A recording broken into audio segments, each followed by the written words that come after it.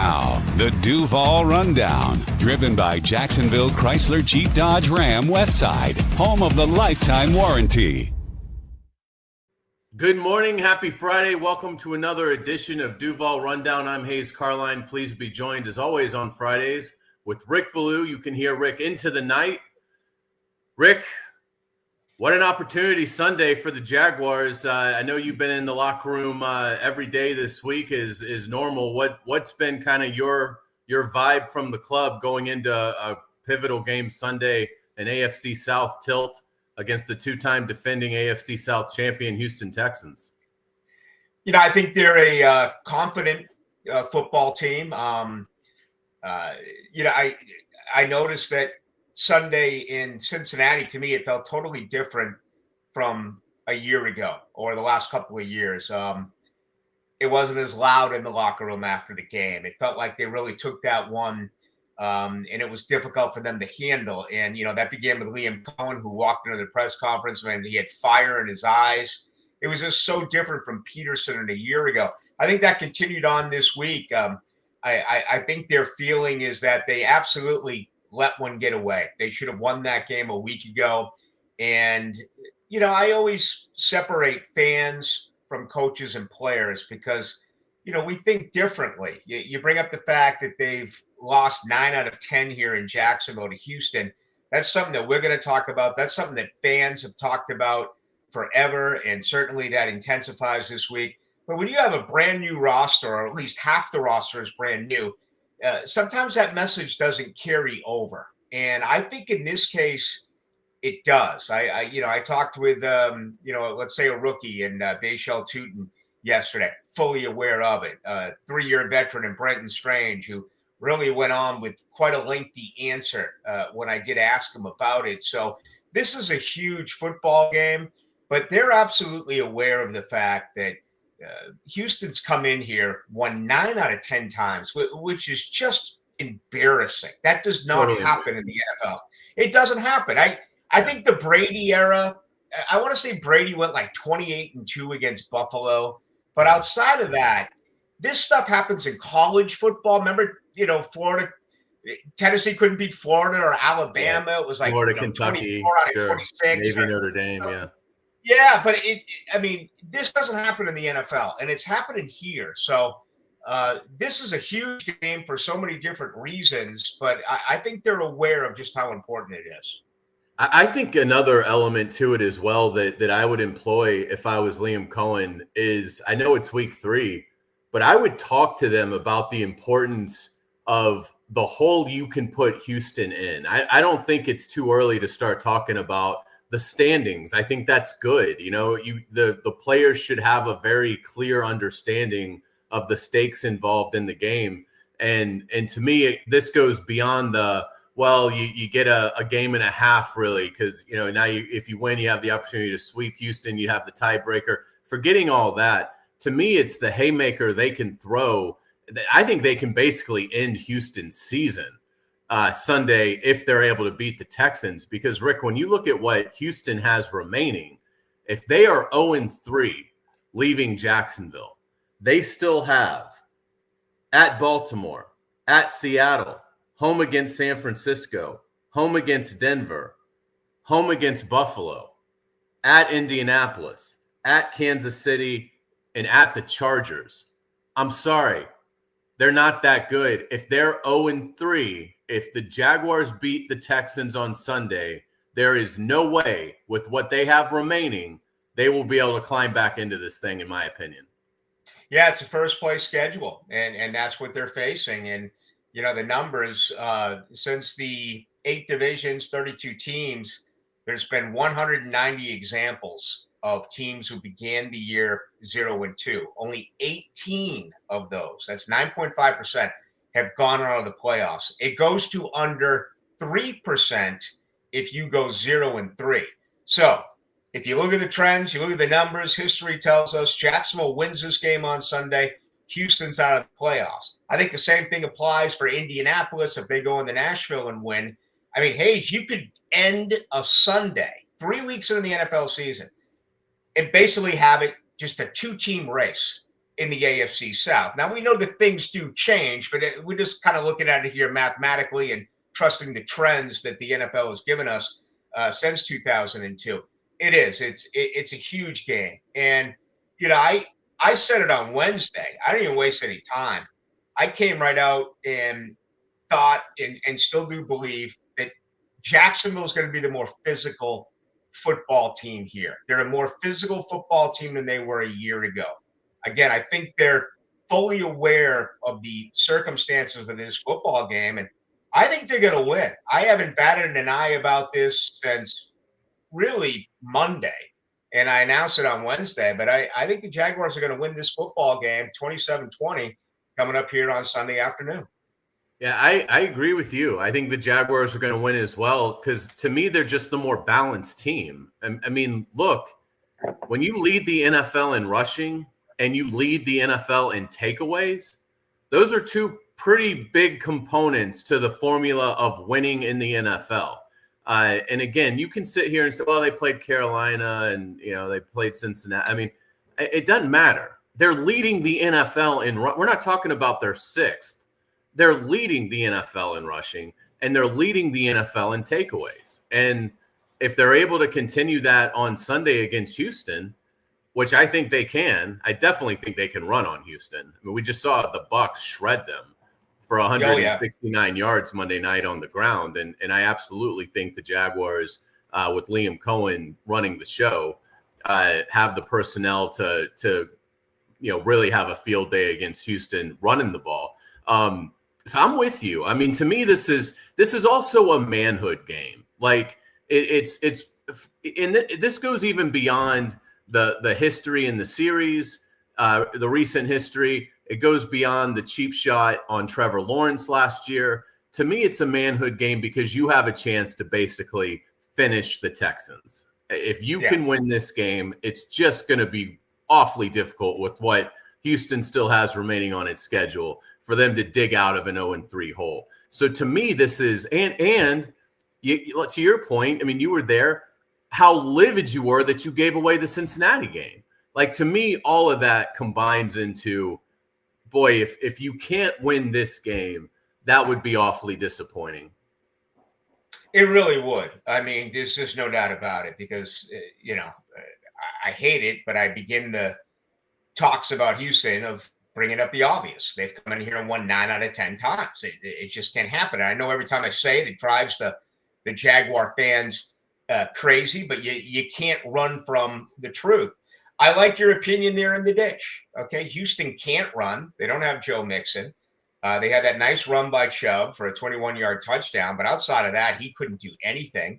And even Tampa Bay is not really willing to admit whether they allowed that touchdown or not. So it does make you wonder, did they let him score? It was by far their best run of the game. I mean, it opened up like, one of the biggest holes that you'll see in the league this year. So because they were struggling to run it, it does make you wonder. And then the Bucs basically being reluctant to say whether if they weren't trying to let him score, why would you be coy about it? So even the Chubb run makes me think that Bowles had directed them wisely, hey, let them pop this. If we have 90 seconds on the clock in Baker Mayfield, we'll take our chances. They allowed 14 points in LA and they allowed 20 on Monday night. So that's 34 points. They're allowing 17 a game, but they can't stop the run. So, this becomes almost Big Ten football, like a Wisconsin-Iowa game here, run the ball, stop the run. And I think Jacksonville is able to do both those things. I was a little bit surprised, and I got some ideas running through my head. But when I saw that Brian Thomas Jr. was downgraded to limited yesterday, I thought it was almost maybe a mental health day for him. Just kind of take him off and give him some reps. He took full reps on Wednesday, declined that on Thursday, just try to improve his focus. And, he's got a tough matchup. He's going up against one of the best corners in the NFL, a corner who will travel at times, with the number one wide receiver, if Houston still believes that is the case with Brian Thomas Jr. And I think that, in fact, they will. But that's an important side of this as well. 5 of 19 so far, Trevor Lawrence to Brian Thomas Jr. We've been talking about this since late July. It has not been good. And that all of a sudden becomes something that is enormous for me. I'd like to see him be able to rise above that challenge and have a nice game on Sunday. My expectations are incredibly low for Brian Thomas Jr. on Sunday. I think he's in pitiful form in terms of what we've seen in training camp, which you've well documented on Into the Night. Certainly the effort that we saw Cincinnati, it was just a putrid effort. I mean, the further you get removed from it, the more it's just dumbfounding that a player could show that abysmal lack of effort in a football game that had so much riding on it. And you bring up a great point about Stingley. I mean, if I was Liam Cohen this week, I mean, assuming Brian Thomas Jr. plays, and I would think he's going to play, although it always is a concern when a player gets downgraded in their participation in the week. But if he plays, to me, he's almost a decoy. You hope Stingley travels with him because that at least takes Stingley out. But if I was Trevor Lawrence, I wouldn't be looking towards him. Not unless he's wide open. I mean, it'd be hard for me to trust him, particularly when I feel like De'Ami Brown, he had a terrible drop in the end zone, but I think in large part has been pretty good. But, Parker Washington has really been playing well for going back to the start of training camp. Travis Hunter, I think, is starting to figure some things out. Brenton Strange can help in the passing game. Obviously, the screen game with the running backs is as dynamic as any team has in the league. I'd almost use him as a decoy in this game. I just don't. I'm not putting another football game in Brian Thomas Jr.'s hands unless I just absolutely either can't help it or feel like he is winning. I see early on that he is getting the kind of separation that he was able to get last year, and he's open. But I don't think we're going to see that happen at all. Yeah, I thought Trevor missed him 3 times against Carolina. He was open, not as much, this past week, and we saw the alligator arms and him clearly being scared. That's something that they've got to be just knocking their heads on back and forth and what have you about what is going on with this guy. I mean, he looked so despondent after the game Sunday in Cincinnati, and I don't want to speculate here, but what is it? And I think at this point, when we don't have any answers, I think anything's on the table. Something's really bothering him personally. I've had people ask me, is he jealous because of all the attention Travis Hunter's getting? Trevor Lawrence, had him blown up against Pittsburgh in a preseason game where he took a massive shot. He had better numbers last year with Mac Jones than he did with Trevor Lawrence. Maybe Brian Thomas Jr. just doesn't like playing with Trevor Lawrence. I mean, I don't know what it is, but, right now, I think everything is on the table when you take a look at something that to me is not shocking because, again, we witnessed this from late July on. You and I go to every single practice at the Miller Electric Center. I had people on me all the time. I come in every night and say, he dropped another ball. He dropped another ball. He dropped another ball. And I always say he's a better game day player than a practice day player. But this has been ongoing now for 2 months. It's not like it was just one situation. This has been consistent the whole way through. So, I hope he just breaks out and shuts up everyone on Sunday. But, I wouldn't, if I was a betting man, I wouldn't bet on it. That's for sure. Yeah, without a doubt. Jacob, let's hear from our sponsor, please. I'm Rick Ballou, Jacksonville Chrysler Jeep Dodge Ram Westside, proud partner of the Jaguars. Drive with confidence. Every new vehicle comes with our exclusive lifetime warranty. 7030 Commonwealth Avenue or online at jackswest.com. Rick, let's flip it to the defense for the Jaguars in this matchup Sunday against Houston. Obviously, Houston, a lot of familiar problems for them.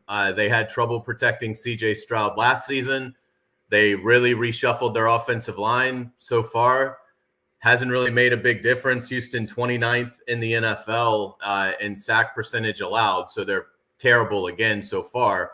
How do you think this matchup shapes up for the Jaguars on the defensive side of things? I really like it. We saw a ton of pressure by Tampa Bay on Monday night. I think Jacksonville here, and they're a lot closer. We are accustomed to look at sacks first. It's almost like looking at home runs first in Major League Baseball, but I don't think that really tells the story for Hines, Allen, and Walker combined. They have one sack, but they both are headed towards already double-digit pressures in just 2 football games. So I think a lot of success. Stroud's still a guy. I don't want to say he forces the ball in there, but we'll try to make a play. It looked to me like they didn't practice when they were, goal to go on Monday night against Tampa Bay. I mean, they almost like they diagram plays in the dirt. So I'm sure it's a very important week for them in preparation to try to figure out some of the problems. I mean, CJ Stroud has 1 touchdown pass in 2 games. You look at the injuries that they have offensively. Is Berrios going to play? Is Christian Kirk going to play? They both have hamstrings. Dell is out. Collins, consecutive 1,000-yard seasons, has 77 yards in 2 games. We talked about the rushing attack. Chubb, just over 100 yards in 2 games. This is a really bad offense. And, I think this does set up well for Jacksonville. The only concern I have is, they say goodbye to Darnell Savage, but they didn't show any confidence in Antonio Johnson. He's had 1 snap in 2 games. And all of a sudden, if they stay with these 3 safety sets that we've seen about 20 some odd plays a game, it was even more against Carolina. You got to put Johnson in there, basically throw him out there for the first time. Now he has experience. He plays special teams. He's played safety before. But you're going to get that. And then the encouraging news is it looks like Buster Brown's going to play. So, he comes back. So all of a sudden you have week 3, and you could, if they go in dime coverage, you could have Buster Brown out there and Antonio Johnson out there, 2 guys who have not played defense this year. Yeah, without a doubt. Great point. And Travis Hunter obviously will be a big part of this as well. He really did play a lot defensively against Cincinnati after only playing 6 defensive snaps against Carolina. And boy, they need his playmaking. I didn't realize this. Tyson Campbell hasn't had an interception since week 1 of the 2023 season. We've gone 2 full calendar years between Tyson Campbell interceptions. And I mean, to me, that's unbelievable. And so Tyson can do some good things. And I thought battled against Cincinnati, played a rough first 3 quarters and then played pretty well towards the end, made a couple plays towards the end. But you're not going to get interceptions from Tyson Campbell. It's just who he is. I mean, if you have not made an interception in over 2 years of time, it's probably unfair for us to count on you for very many interceptions moving forward. Yeah. But Travis Hunter is somebody that I think obviously has that ability, got royally screwed on a pass interference call that should have sealed the win over Cincinnati. And then he'd have been the talk of the league this week in terms of, boy, did you see Travis Hunter seal the win for the Jaguars in Cincinnati?